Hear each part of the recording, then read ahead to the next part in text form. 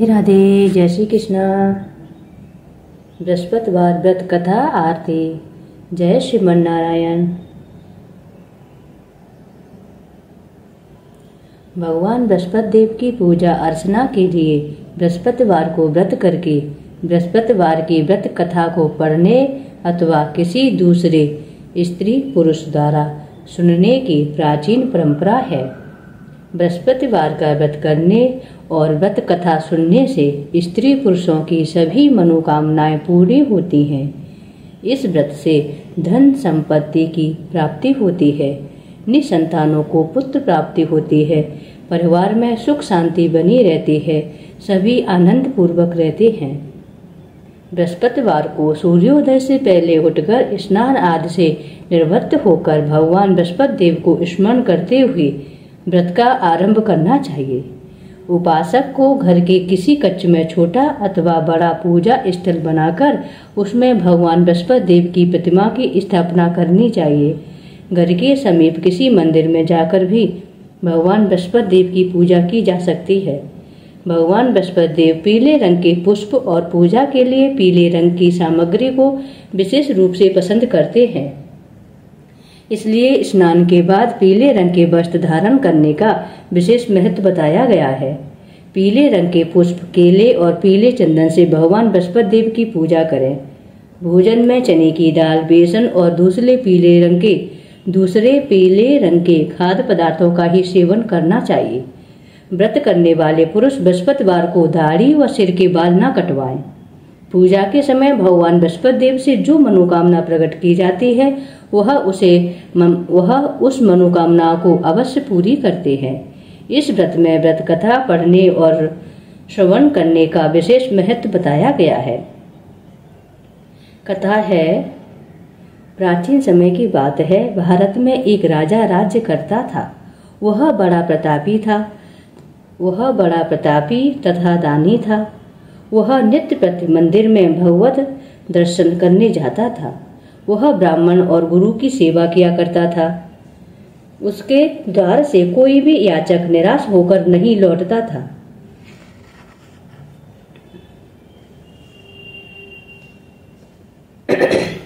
वह प्रत्येक गुरुवार को व्रत रखता एवं पूजन करता था। हर दिन गरीबों की सहायता करता था, परंतु यह सब बातें उसकी रानी को अच्छी नहीं लगती थी। वह न व्रत करती और न ही किसी को एक भी पैसा दान में देती थी। वह राजा से भी ऐसा करने को मना किया करती थी। एक समय की बात है कि राजा शिकार खेलने वन को चले गए। घर पर रानी और दासी थी। उस समय गुरु बृहस्पति देव साधु का रूप धारण कर राजा के दरवाजे पर भिक्षा मांगने आए। साधु ने रानी से भिक्षा मांगी तो वह कहने लगी, हे साधु महाराज, मैं इस दान पुण्य से तंग आ गई हूँ। इस कार्य के लिए तो मेरे पतिदेव ही बहुत हैं। अब आप ऐसी कृपा करें कि सारा धन नष्ट हो जाए तथा मैं आराम से रह सकूं।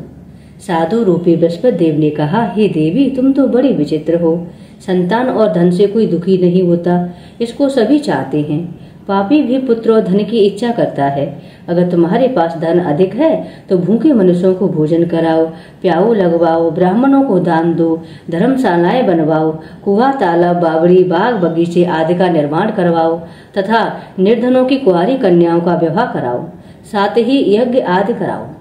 इस प्रकार के कर्मों से आपके कुल का और आपका नाम परलोक में भी सार्थक होगा एवं तुम्हें भी स्वर्ग की प्राप्ति होगी। परंतु रानी साधु की इन बातों से खुश नहीं हुई। उसने कहा, हे साधु महाराज, मुझे ऐसे धन की आवश्यकता नहीं जिसको मैं अन्य लोगों को दान में देती फिरूं तथा जिसको रखने और संभालने में ही मेरा सारा समय नष्ट हो जाए। साधु ने कहा, हे देवी, या तुम्हारी ऐसी ही इच्छा है तो जैसा मैं तुम्हें बताता हूँ तुम वैसा ही करना। बृहस्पतिवार के दिन घर आंगन को गोबर से लीपना, अपने केसों को पीली मिट्टी से धोना, केसों को धोते समय स्नान करना, राजा से कहना वह हजामत बनवाए, भोजन में मांस मदिरा खाना, कपड़े धोबी के यहाँ धुलने देना। इस प्रकार 7 बृहस्पतिवार करने से तुम्हारा सारा धन नष्ट हो जाएगा। यह कहकर साधु महाराज रूपी बृहस्पति देव अंतर्ध्यान हो गए। रानी ने साधु के कहे अनुसार 7 बृहस्पतिवार तक वैसा ही करने का विचार किया। साधु के बताए अनुसार कार्य करते हुए केवल 3 बृहस्पतिवार ही बीते थे कि उसकी समस्त धन संपत्ति नष्ट हो गई। भोजन के लिए दोनों समय परिवार तरसने लगा तथा सांसारिक भोगों से दुखी रहने लगा। तब राजा रानी से कहने लगा कि हे रानी, तुम यहाँ पर रहो, मैं दूसरे देश को जाता हूँ, क्योंकि यहाँ पर मुझे सभी मनुष्य जानते हैं, इसलिए मैं यहाँ पर कोई काम नहीं कर सकता। मैं अब परदेश जा रहा हूँ, वहाँ कोई काम धंधा करूँगा, शायद हमारे भाग्य बदल जाएं। ऐसा कहकर राजा परदेश चला गया। वह वहाँ जंगल से लकड़ी काट कर लाता और शहर में बेचता। इस तरह जीवन व्यतीत करने लगा। इधर राजा के बिना रानी और दासियां दुखी रहने लगी। किसी दिन भोजन बनता और किसी दिन जल पीकर ही रह जाती। एक समय रानी और दासियों को 7 दिन बिना भोजन के व्यतीत करने पड़े। तो रानी ने अपनी दासी से कहा, हे दासी, यहाँ पास ही के नगर में मेरी बहन रहती है, वह बड़ी धनवान है।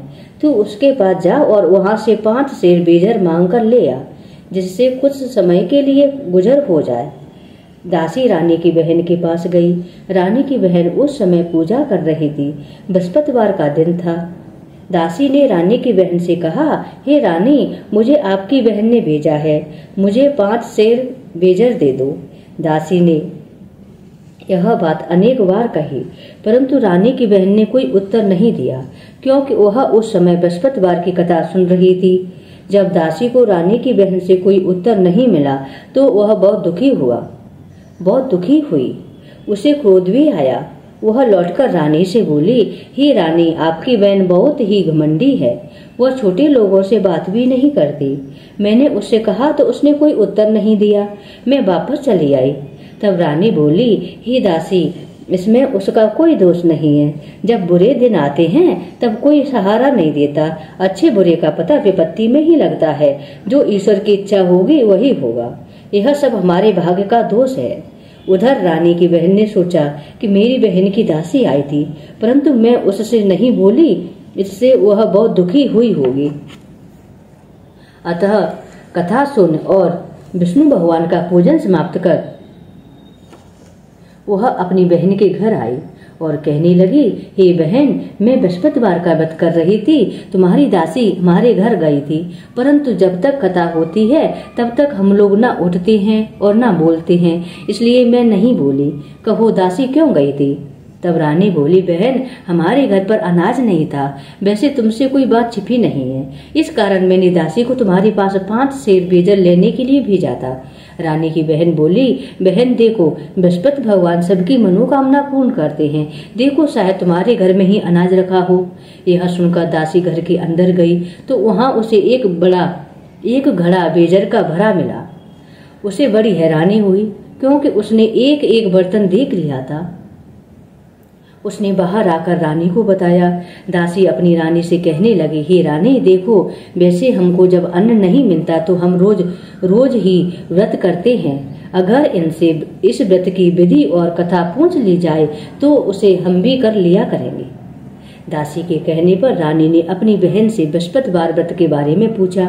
उसकी बहन ने बताया, हे रानी बहन, बृहस्पतिवार को सूर्योदय से पूर्व उठकर स्नान करके बृहस्पतिवार का व्रत करना चाहिए, लेकिन उस दिन सिर नहीं धोना चाहिए। बृहस्पतिवार के व्रत में चने की दाल और मुनक्कों से विष्णु भगवान का केले के वृक्ष की जड़ में पूजन करें तथा दीपक जलावें। उस दिन एक ही समय भोजन करें। भोजन पीले खाद्य पदार्थों का करें तथा कथा सुनें। इस प्रकार व्रत करने से गुरु भगवान प्रसन्न होते हैं, अन्न पुत्र धन देते हैं। इस तरह व्रत और पूजन की विधि बताकर रानी की बहन अपने घर लौट गई। रानी और दासी दोनों ने निश्चय किया कि वे बृहस्पति देव भगवान का पूजन जरूर करेंगी। 7 दिन बाद जब बृहस्पतिवार आया तो उन्होंने व्रत रखा। गुड़साल में जाकर चना और गुड़ बीन लाई तथा उसकी दाल से केले की जड़ में विष्णु भगवान का पूजन किया। अब भोजन कहाँ से आए? दोनों बड़ी दुखी हुई, परंतु उन्होंने व्रत किया था, इस कारण बृहस्पति देव भगवान प्रसन्न थे। वे एक साधारण व्यक्ति के रूप में 2 थालों में सुंदर पीला भोजन लेकर आए और दासी को देकर बोले, हे दासी, यह भोजन तुम्हारे और रानी के लिए है, तुम दोनों करना। दासी भोजन पाकर बड़ी प्रसन्न हुई और रानी से बोली, रानी जी भोजन कर लो। रानी को भोजन आने के बारे में कुछ पता नहीं था, इसलिए वह दासी से बोली, जा तू ही भोजन कर, क्योंकि तू हमारी व्रत में हंसी उड़ाती है। दासी बोली, एक व्यक्ति अभी भोजन दे गया है। रानी कहने लगी, वह भोजन तेरे लिए ही दे गया है, तू ही भोजन कर। दासी ने कहा, वह व्यक्ति हम दोनों के लिए 2 थालों में भोजन दे गया है, इसलिए मैं और आप दोनों ही साथ साथ भोजन करेंगे।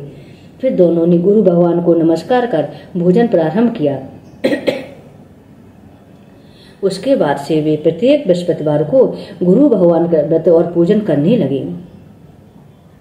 बृहस्पति भगवान की कृपा से उनके पास धन हो गया, परंतु रानी फिर पहले की तरह आलस करने लगी। तब दासी बोली, देखो रानी, तुम पहले भी इस प्रकार आलस करती थी, तुम्हें धन के रखने में कष्ट होता था, इस कारण सभी धन नष्ट हो गया। अब गुरु भगवान की कृपा से धन मिला है तो फिर तुम्हें आलस्य होता है। बड़ी मुसीबतों के बाद हमने यह धन पाया है, इसलिए हमें दान पुण्य करना चाहिए। तुम भूखे मनुष्यों को भोजन कराओ, प्याऊ लगवाओ, ब्राह्मणों को दान दो, कुआं, तालाब, बावड़ी आदि का निर्माण करवाओ, मंदिर पाठशाला बनवाकर दान दो, कुंवारी कन्याओं का विवाह करवाओ, धन को शुभ कार्यों में खर्च करो, धन को शुभ कार्यों में खर्च करो, जिससे तुम्हारे कुल का यश बढ़े तथा स्वर्ग प्राप्त हो और पितृदेव प्रसन्न हो। दासी की बात मानकर रानी ने इसी प्रकार के कर्म करने प्रारंभ कर दिए, जिससे उनका काफी यश फैलने लगा। एक दिन रानी और दासी आपस में विचार करने लगी कि न जाने राजा किस दशा में होंगे, उनकी कोई खोज खबर नहीं है। गुरु भगवान से उन्होंने प्रार्थना की और भगवान ने रात्रि में राजा को स्वप्न में कहा, हे राजा होठ, तेरी रानी तुझको याद करती है, अब अपने देश को लौट जा। राजा प्रातः काल उठकर जंगल से लकड़ियां काटकर लाने के लिए जंगल की ओर चल पड़ा। जंगल से गुजरते हुए वह सोचने लगा, रानी की गलती से कितने दुख भोगने पड़े। राजपाट छोड़कर उसे जंगल में आकर रहना पड़ा। जंगल से लकड़ियां काटकर उन्हें बेचकर गुजारा करना पड़ा। उसी समय उस जंगल में बृहस्पति देव एक साधु का रूप धारण कर आए और राजा के पास आकर बोले, हे लकड़हारे, तुम इस सुनसान जंगल में किस चिंता में बैठे हो, मुझे बताओ। यह सुन राजा के नेत्रों में जल भर आया और साधु की वंदना कर बोला, हे प्रभु, आप सब कुछ जानते हैं। इतना कहकर राजा ने साधु को अपनी संपूर्ण कहानी सुना दी। महात्मा जी तो स्वभाव से ही दयालु होते हैं। वे राजा से बोले, हे राजा, तुम्हारी पत्नी ने बृहस्पति देव के प्रति अपराध किया है, जिसके कारण तुम्हारी यह दशा हुई है। अब तुम किसी प्रकार की चिंता मत करो, भगवान तुम्हें पहले से अधिक धन देंगे। देखो, तुम्हारी पत्नी ने बृहस्पतिवार का व्रत करना प्रारंभ कर दिया है। अब तुम भी बृहस्पतिवार का व्रत करके चने की दाल और गुड़ जल के लोटे में डालकर केले का पूजन करो, फिर कथा कहो या सुनो, भगवान तुम्हारी सब मनोकामना को पूर्ण करेंगे। साधु को प्रसन्न देखकर राजा बोला, हे प्रभु, मुझे लकड़ी बेचकर इतना पैसा भी नहीं बचता जिससे भोजन करने के उपरांत कुछ बचा सकूं। मैंने रात्रि में अपनी रानी को व्याकुल देखा है। मेरे पास कोई साधन नहीं है जिससे समाचार जान सकूं। फिर मैं बृहस्पतिवार की कौन सी कहानी कहूं या सुनूं, मुझको तो कुछ भी मालूम नहीं। साधु ने कहा, हे राजा, तुम किसी बात की चिंता मत करो। बृहस्पतिवार के दिन तुम रोजाना की तरह लकड़ियां लेकर शहर में जाओ। तुम्हें रोज से 2 गुना धन प्राप्त होगा, जिससे तुम भली भांति भोजन कर लोगे तथा बृहस्पति देव की पूजा का सामान भी आ जाएगा। लकड़हारा बने राजा ने उन साधु से भगवान बृहस्पति देव की यह कथा सुनकर बृहस्पतिवार का व्रत करके भगवान विष्णु की पूजा की। उस दिन से उसके सभी क्लेश दूर हो गए। लेकिन अगले बृहस्पतिवार को कामकाज में अधिक व्यस्त हो रहने के कारण उसने भगवान बृहस्पति देव का व्रत नहीं किया। भगवान बृहस्पति देव लकड़हारे से क्रोधित हो गए और उसे भूल की सजा दी। उस दिन नगर के राजा ने नगर में घोषणा करके सबको सूचित किया, प्रत्येक नागरिक मेरे महल में भोजन करने आए, जो नहीं आएगा उसे अपराधी मानकर भारी दंड दिया जाएगा। लकड़हारा बने राजा ने उस नगर के राजा की घोषणा तो सुनी, लेकिन जंगल से लकड़ी काटकर लाने और उन्हें बेचने में देर हो जाने के कारण वह समय पर महल में भोजन करने नहीं जा सका। अतः राजा के सैनिक लकड़हारे को पकड़कर महल में ले गए। राजा ने उसे महल के एक कक्ष में बैठाकर भोजन कराया। उस कक्ष में एक कुटी पर रानी का सोने का हार लटका हुआ था। लकड़हारा अकेला उस कक्ष में भोजन कर रहा था। तभी उसने एक आश्चर्यजनक घटना घटती देखी। देखते ही देखते वह कुटी हार को निकल गई। थोड़ी देर के बाद राजा ने हार को गायब देखा। तो लकड़हारे को कारावास में डलवा दिया। लकड़हारा मन ही मन अपने भाग्य को कोसने लगा। तभी उसे जंगल में मिले साधु का स्मरण हो आया और थोड़ी देर में भगवान बृहस्पति देव सन्यासी के रूप में उसके सामने प्रकट हुए और कहा, हे लकड़हारे, तूने भगवान बृहस्पति देव की पूजा नहीं की, इसी कारण तुम्हें कष्ट हुआ है। लेकिन अब चिंता मत करो, बृहस्पतिवार के दिन कारागार के दरवाजे पर तुम्हें कुछ पैसे पड़े हुए मिलेंगे। उन पैसों से भगवान बृहस्पति देव का व्रत करके उनकी पूजा करोगे तो तुम्हारे सब दुख नष्ट हो जाएंगे। बृहस्पतिवार के दिन दरवाजे पर पड़े मिले पैसों से चने और गुड़ मंगवा कर लकड़हारे ने बृहस्पतिवार की कथा कही तो भगवान बृहस्पति देव ने प्रसन्न होकर उस नगर के राजा को स्वप्न में लकड़हारे को कारागार से मुक्त करने को कहा। सुबह राजा ने अपने कक्ष में आकर देखा तो कुटी पर रानी का हाथ टंगा हुआ था। राजा ने लकड़हारे को मुक्त कर दिया और उसे धन और आभूषण देकर विदा किया। लकड़हारा बना राजा उस नगर से चलकर अपने नगर में पहुंचा तो उस नगर में कुएं, धर्मशालाएं, बाग बगीचे देखकर बहुत प्रसन्न हुआ। राजा ने किसी से पूछा कि ये कुएं और धर्मशालाएं किसने बनवाई? तब सबने बताया कि ये सब रानी और उसकी दासी ने बनवाए हैं। राजा महल में पहुंचा तो रानी ने उसका भव्य स्वागत किया। तब राजा ने निश्चय किया कि सप्ताह में एक बार तो सभी बृहस्पति देव का व्रत कथा पूजा करते हैं, परंतु मैं प्रतिदिन व्रत किया करूंगा तथा दिन में 3 बार कथा कहा करूंगा। अब राजा हर समय दुसाले में चने की दाल बांधे रहता तथा दिन में 3 बार बृहस्पति देव की कथा कहता। कुछ दिनों के बाद राजा को अपनी बहन की याद आई। एक दिन घोड़े पर सवार होकर राजा अपनी बहन से मिलने चला गया। अभी राजा नगर के बाहर पहुंचा ही था कि उसने कुछ लोगों को एक सब को ले जाते हुए देखा। राजा को स्मरण हो आया कि आज उसने किसी को भी बृहस्पतिवार की व्रत कथा नहीं सुनाई। राजा ने उन लोगों को रोककर कहा, भाइयों, आप सबको ले जाने से पहले मुझसे बृहस्पतिवार की कथा सुन लें। लोगों ने राजा पर क्रोधित होते हुए कहा, तुम पागल तो नहीं हो गए हो? लेकिन कुछ बड़े बूढ़े लोगों ने कहा, अच्छा भाई, साथ में चलते चलते तुम अपनी कथा भी सुना दो। राजा ने चलते हुए आधी कथा ही सुनाई थी कि सब हिलने लगा। राजा के पूरी कथा सुनाते ही सब उठकर बैठ गया। लोगों ने हैरानी से दांतों तले उंगली दबाई और अगले बृहस्पतिवार से भगवान बृहस्पति देव का व्रत करने और कथा सुनने का निश्चय कर लिया। अब घोड़े पर सवार राजा चलते हुए एक किसान के पास पहुंचा।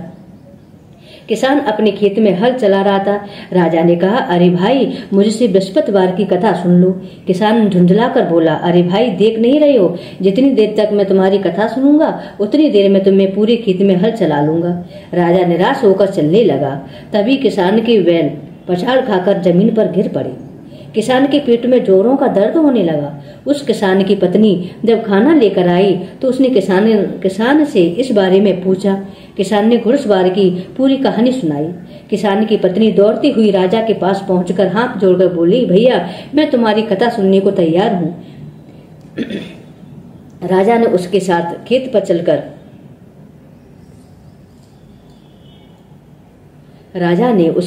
खेत पर पहुंचकर बृहस्पतिवार की कथा सुनाई। तभी बैल उठकर खड़े हो गए। किसान के पेट का दर्द भी तुरंत ठीक हो गया। राजा अपनी बहन के घर पहुंचा तो उसकी बहुत हाव भाव भगत स्वागत किया गया। अगले दिन सुबह उठकर राजा ने देखा कि घर के सभी लोग भोजन कर रहे हैं। किसी भूखे को बृहस्पतिवार की कथा सुनाए बिना राजा भोजन नहीं करता था। उसने बहन से कहा, बहन, क्या घर में कोई ऐसा व्यक्ति है जिसने अभी तक भोजन न किया हो? उसकी बहन बोली, भैया, हमारे घर में तो क्या आपको पूरे नगर में कोई ऐसा व्यक्ति नहीं मिलेगा जिसने सुबह सुबह भोजन नहीं किया हो। तब राजा ने बहन के घर से निकलकर उस नगर में बिना भोजन किए व्यक्ति की तलाश की।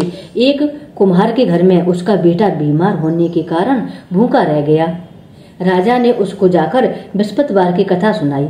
कथा सुनते सुनते कुम्हार का बीमार बेटा बिल्कुल ठीक हो गया। सबने राजा की बहुत प्रशंसा की।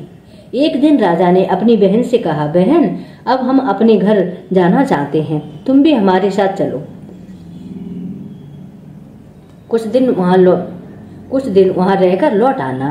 राजा की बहन ने अपनी सास से पूछा तो सास ने ताने देते हुए कहा, बहू, मायके जाना हो तो अकेली जाना, मेरे पोतों को नहीं ले जाना। तुम्हारी भाई के कोई संतान नहीं है, कहीं तुम्हारी भाभी मेरे पोतों पर कोई जादू टोना न कर दे। दूसरे कक्ष में बहन की सास की बातें सुनकर राजा दुखी मन से अकेला ही अपने नगर को लौट गया।